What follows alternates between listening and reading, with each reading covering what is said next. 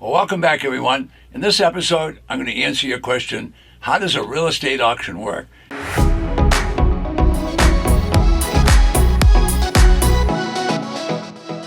going to find this quite interesting because most people haven't been to a foreclosure auction, but they're taking place in every county in America every single weekday. That means banks are foreclosing on properties to get their collateral back. So I'm going to share a lot of information with you, and as I share this information, you'll get enough so that you get the idea of what takes place in a foreclosure. You'll also get the idea of how you could make money and how you could do this kind of a business. So just kind of open up your mind and follow along with me for the next few minutes. I've been involved in real estate for many, many years, but the last 30 years, I've been involved mostly with tax lien certificates and tax defaulted properties. Before that, I was involved with mortgage foreclosures, deed of trust foreclosures, and pre-foreclosure market. I wrote a number of books in that arena if you want to go back and look for 30 years. But today, we're going to learn kind of the basics of it, and you'll get some real good ideas. So foreclosure is happening all across this nation. There's going to be actually millions of them every year. No matter what the economy is, good or bad, there's going to be a lot of foreclosures. Now, this is pretty well known because foreclosure is advertised on television. Everybody looks at infomercials and, oh, there's another guy getting rich buying foreclosures. Looks pretty easy. I'm here to assure you it's not very easy, because when you buy a property at a foreclosure auction, you're basically paying off a loan. Now, that loan could be pretty high. It could be 30, 40, 50, or 60% of the value of the property. Well, if you're going to pay 30 or 40 or 50, 60%, you're going to pay some real dollars, and then you might have to fix up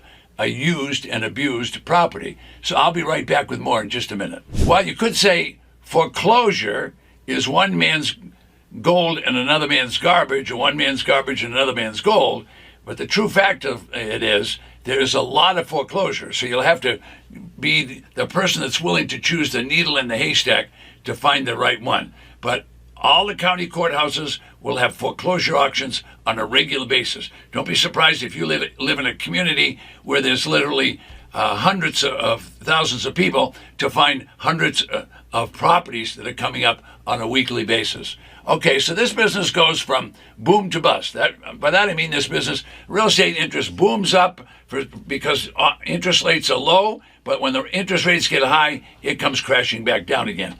So it depends upon the government. If the government's lending money at real low rates, I can tell you right now, the market is going to boom. It busts as sure as those interest rates start going up. But there's going to be a ton of this. So what I say is there'll always be a foreclosure, either in the markets when it's booming and even when the markets are crashing down.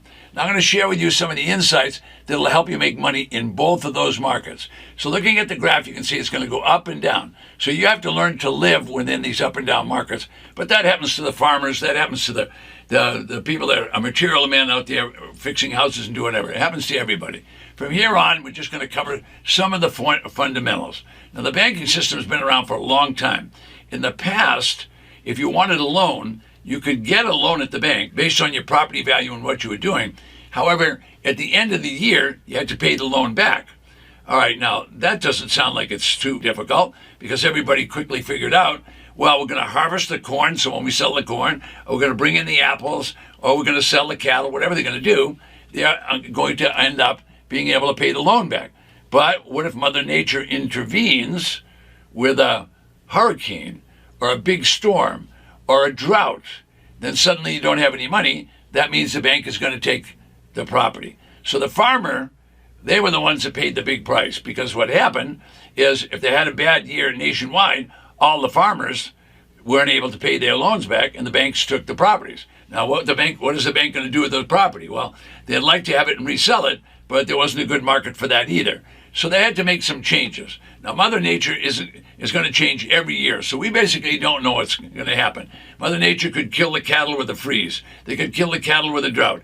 They could kill the corn. All of these things could happen to people that are in those businesses. Now, America was a rural country at one time, and in that time, if they had those crises, everybody was desperate because the weather caused big problems. So what did they do?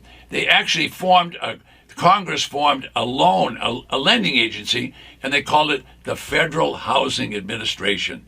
And so they could make loans as long as 30 years. So if the farmer had a bad year, yes, he would get behind in the payments, but he could make up for them in the subsequent year. So you're getting the idea. They became a little bit more lenient with the loans, and then we could keep our farmers alive and a lot of other people. For example, if you had a job and you couldn't go to the job because you hurt your foot, well, you wouldn't want to lose your house over that. So if you missed a house payment, you wouldn't want to miss the owning your house. So the point is, these loans really helped an awful lot of people. So they call that the Federal Housing Administration. All right, it's a real simple organization. Anybody can check up on it, but it's been around for literally 100 years, and it's saved a lot of grief for a lot of homeowners.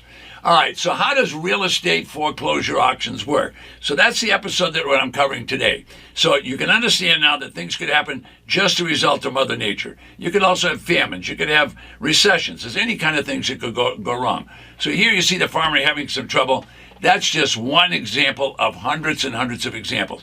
So now we have an FHA to help us out. So that helps everybody. Everybody benefits. From time to time, people still will lose properties. But I can assure you, in your town, in your county, that there will be foreclosure auctions taking place daily. It's not going to go away. Now, it's not just Mother Nature. People get a divorce. People get sick. Suddenly choices have to be made. What if your son was sick? Would you pay your house payment or you pay the doctor bill? Well, of course you pay the doctor bill. Your son is forever. Your house, you might have to buy another one. But the point is, there's always going to be foreclosure. So there's going to be plenty. There's going to be plenty of foreclosure for everyone. So if you're looking for foreclosure, and I'm explaining how this auction works, you're going to see that these auctions take place on the courthouse steps. They're going to be almost daily. And in the counties with large populations, there's literally going to be hundreds of properties to sell. Now, how will you know about foreclosures? The county keeps records. Every foreclosure is a legal process. What do I mean by that? I mean that the bank that lent the money, they want their property back because they want their collateral back so they can resell it and be able to not lose their money. So the bank basically sues with an attorney, sues the property owner. So we not only have a plaintiff and a defendant, but then we got to get involved with attorneys, we got to get involved with judges, and I can assure you, attorneys and judges move rapidly. They're right up there with the speed of a glacier. They're going to take years because they're getting payments and sucking money out of the bank. Okay, I don't like that system. The attorneys and judges have dragged this thing out 3 months, 6 months, 2 years in some places to get the foreclosure completed. Well, if the foreclosure isn't completed, that means no one's making payment, no one's taking care of taxes, and more than likely, the property resident who's ever there, the owner, is not taking care of the property. So that's not a good situation. I don't wish it on anybody. It happens all across America every single day. Now, we all wish the bank could wait. Well, as soon as the attorneys get involved, they're going to keep that bank waiting. 3 months, 6 months, 9 months is very normal. I've seen attorneys drag it out for 2 years. That means the bank doesn't get paid for 2 years. That means the taxes aren't being paid, and it means the maintenance isn't being done. So you're not looking at pristine properties when you're talking about foreclosure. Some of these properties have been used and abused and really used. So if you want to get out of a foreclosure, it's real easy to get out. Just take your deed to the bank and sign it back to the bank. That's called a deed in foreclosure. But everyone that's in the property decides they're going to stay there because they're not making payments anyway, so they got a place to live. So you're going to have to make decisions now when you buy these properties. I like to buy them pre-foreclosure because I want to buy them while they still have equity. If you can imagine 2 years, there's going to be many bills from the judge, from appraisers, from no taxes being paid. That property's going to have a lot of bills after 2 years. There won't be much equity left in it. Okay, so if the homeowner's getting a divorce or they have lost their job, they didn't want that. So it's a terrible situation. If they can get undivorced quickly, if they can make that happen, or unmarried, I should say, if they can make all that happen, then they're going to be able to resolve those foreclosures. But believe me, the foreclosure market, there's going to be plenty of them. Okay, now, if the attorney gets involved, all they're going to do is create a situation where there's a lawsuit. The lawsuit costs money. The bank has to pay for that. And they're going to say the homeowner's a deadbeat. Well, they're not going to say anything good, otherwise it would settle real quickly. So you need to understand, if you're going to buy properties pre-foreclosure, you need to act quickly. You need to act before all that equity is lost and months have been absolutely wasted. Now, what is this equity business? Well, think of this. The property has a market value, and let's say the market value is $200,000 and the loan is $100,000. The difference between the loan and the market value is the equity in the property. Well, if you wanted to buy that property and you could get it for a cheap enough price, you could say to the homeowner, look, I'll give you some money to move so that the homeowner would take that amount of money. Say it was $10,000. Well, you still have $90,000 in equity. So the point is that business can work for you. So the difference between the value and what is owed is the equity. All right. Foreclosure auctions are going to take place. If you can buy before that auction, if you can buy before the auction, there's a chance that you could have some money. Remember, foreclosures work at glacier speed. It's a long, long process, and the judge is not in a hurry. They have 30 years before they're going to retire. The attorneys are going to get fees all the time they're doing it. So if you can act quickly while there's still some equity, that's going to be a good deal. But what are we talking about today? This episode is all about how does real estate foreclosure work? Well, it works with the bank suing the homeowner, finally kicking them out of the property, and then the bank takes the property and they want to sell it. Well, the bank, when they sell the property, they don't want to take a loss, so they're going to try as best they can is to get what is owed in the property. Now, if the property was a $200,000 property and there was $150,000 or $60,000 owed, well, I don't think you want it. It's a $200,000 property and there's $160,000 owed and you're going to have to fix it up. Where's the room to make a profit? Well, there probably isn't any. So foreclosure auctions, everybody loses. The homeowner loses, the bank loses. The only one that gains is the attorney and that's it, the bank. The judge is going to be there anyway. The point is, one man's garbage is another man's gold. So foreclosure is not a pretty picture. A house that's valued at $200,000 with a $100,000 mortgage, well, there's plenty of equity. There's plenty of difference between the value and the mortgage. If you could buy that for a small fee and move the people out, you've got money to work with to fix it up and even make a profit and sell it yourself. So these properties have been around for decades. There will be plenty of foreclosures. Ultimately, the bank that took the property back will want to sell the property. That's another whole story that we could talk about, and I won't have time on this particular video to do that.